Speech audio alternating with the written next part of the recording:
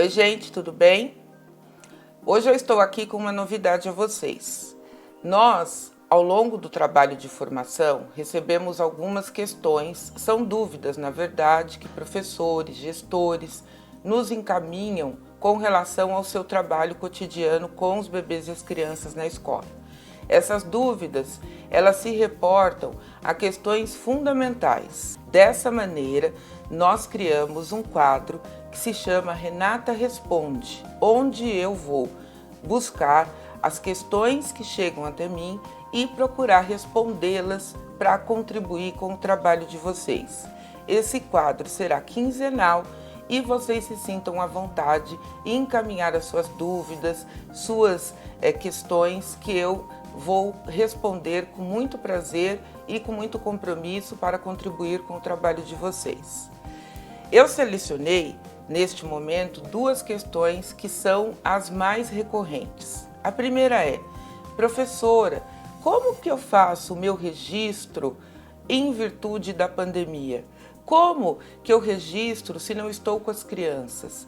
Como eu observo para registrar? Inclusive, as pessoas têm me perguntado a respeito do diário de bordo. Como fazer o diário de bordo na pandemia? Veja bem, pessoal, são duas questões completamente diferentes. Uma questão é o diário de bordo como um instrumento de registro que faz parte da documentação pedagógica. Instrumento esse que tem um conceito, uma metodologia, uma forma de ser utilizado na escola. A outra questão é a eventualidade, uma tragédia que tem nos acometido, que é a pandemia. O que ocorre é que, mesmo sendo tão impactante, a pandemia não muda o conceito do diário de bordo. Eu vou continuar trabalhando com o meu diário de bordo da mesma maneira. Eu vou continuar fazendo os registros daquilo que eu estou conseguindo viver com as crianças, seja à distância, seja pelo intermédio das telas, pelo intermédio das famílias. Eu vou buscar uma forma de escriturar, de registrar esta vida inusitada, excepcional, que nós e as crianças e suas famílias estamos vivendo. Portanto, lá no diário, é importante você considerar o registro daquilo que você tem proposto às famílias, proposto às crianças e também registrar, por exemplo, se a sua escola tem conseguido acessar as crianças e suas famílias através de vídeos. Então, é importante que você registre esse momento. É importante, por exemplo, que você mencione que esta interação, excepcionalmente em função da pandemia, ela está se dando através da internet. É também importante, por exemplo, no caso de eu não conseguir acessar as crianças, que eu ouça as famílias. Quando as famílias trazem as suas questões, quando as famílias dialogam conosco, é importante que lá no teu diário esteja descrito isso, que esta contribuição tem sido das famílias. Mas tem, em alguns casos, as professoras dizem o seguinte: mas as famílias da minha escola não conseguiram aderir. Não aderiram por falta de equipamento, por falta de condição, em virtude da rotina que impossibilita, de trabalho, de compromissos, enfim. É importante que, nesse caso, você também registre que estas famílias e essas crianças estão impossibilitadas de fazer a interação proposta. Isso é importante para a escola poder juntar esses registros todos e, no momento de formação, nós olharmos para ele de forma reflexiva, de forma dialogada, buscando compreender o cenário que tem afetado grandemente as crianças, suas famílias e a nós mesmos. Nesse sentido, é importante entender que o conceito do diário de bordo ou o conceito de qualquer registro, ele prevalece. Nós não deixamos de ser quem somos por conta da pandemia. O efeito deste tempo inusitado talvez venha a ser sentido ao longo dos próximos anos. Não é uma coisa imediata. Por isso, nós temos que pensar que essas alterações, não é, que vão se colocando, vão se estabelecendo por conta da pandemia, elas não são imediatas. O que foi imediato foi a estratégia de trabalho e não o conceito do trabalho. Hoje nós estamos usando excepcionalmente algumas ferramentas que outrora não utilizávamos, não é? Mas o conceito da pedagogia da infância, o conceito de criança, da própria infância, do trabalho de educação infantil, ele está preservado. Por isso é importante entender que o conceito do registro e do diário de bordo também continua preservado. O que nós temos que ter é clareza, sensibilidade para compreender uma forma de registrar a vida que nós estamos vivendo. Não é possível, por exemplo, registrar a respeito de aprendizagens que as crianças estejam construindo a partir do olhar do professor ou da professora, porque nós não estamos com as crianças no dia a dia. Porém, se as famílias trazem informações sobre aquilo que as crianças estão aprendendo, o que elas estão criando, do que elas estão brincando, é importante entender que no diário eu vou registrar esta narrativa da família e vou colocar lá. Estas informações a mim foram trazidas pela interlocução com as famílias. Dessa maneira, fica marcado então que nós, escola, estamos em comunhão com as famílias, buscando apoiar esse momento da infância que está também implicado como nós estamos.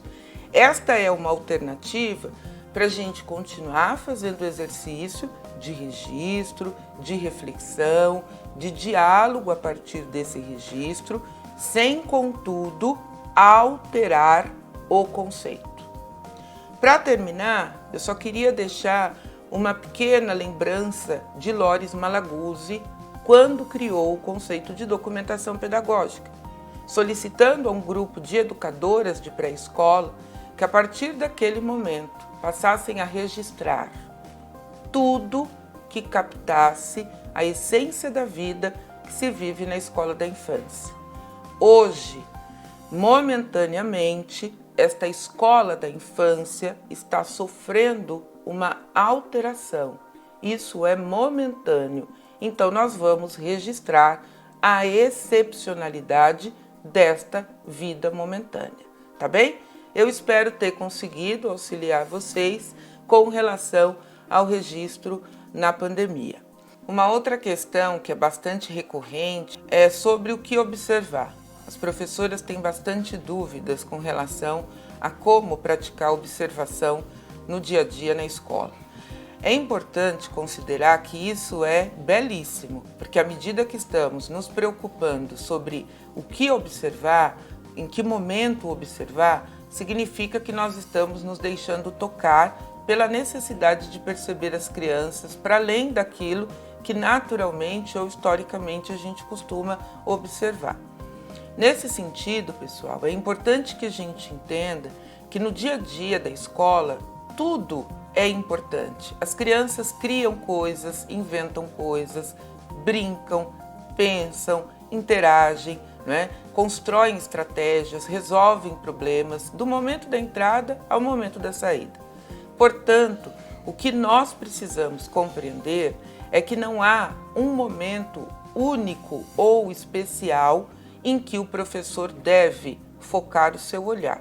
O olhar do professor deve ser um olhar de busca pelas infâncias e pela vida que vai pulsando em cada canto da escola, certo? Esse pensamento vai nos ajudar muito a tirar aquela ideia equivocada que o momento da observação é o momento em que as crianças estão fazendo um tipo de atividade daquelas dirigidas ou destas modernidades, desses modismos que agora a gente chama de vivência do dia. Não é isso. Nós devemos considerar o exercício da nossa capacidade de observar, de escutar, de sentir a vida das crianças desde o momento em que elas chegam. Isso nos leva a uma tomada de consciência com relação à nossa própria capacidade de ver as crianças. nós não vamos conseguir ver tudo. Nós não vamos conseguir captar tudo. Muita coisa vai acontecer, muita coisa acontece e nem tudo a gente consegue ver.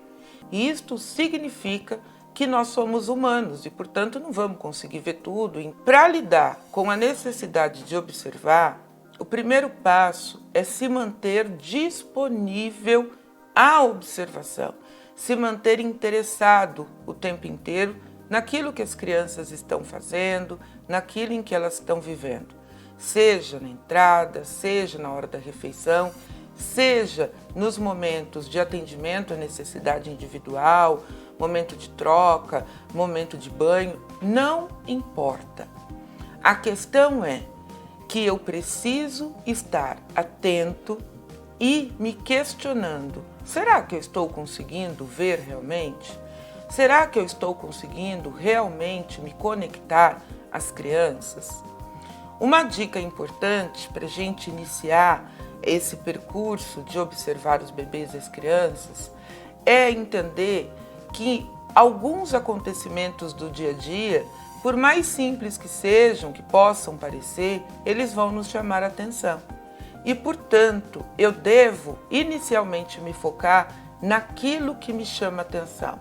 Isso significa que é aquilo que eu, neste momento, consigo ver. É aquilo que, neste momento, me prende atenção, me toca, me causa uma certa curiosidade, me chama para o diálogo com aquele acontecimento, seja ele de qualquer natureza. Muitas vezes uma conversa que as crianças estão tendo entre elas, muitas vezes uma conversa que as crianças estão tendo com os adultos, algo que as crianças estejam fazendo, não é? Durante o tempo que estão ali no parque, ou um momento da alimentação, não importa o contexto. O importante é que, se aquilo te chamou a atenção, você deve usar este momento para praticar todo o seu potencial de busca pelo sentido. Observar não é um ato apenas para descrever uma ação ou um acontecimento. O exercício de observar e de escutar, ele tem como principal objetivo a compreensão. Nós observamos, escutamos os bebês para buscar aprender com eles sobre a infância.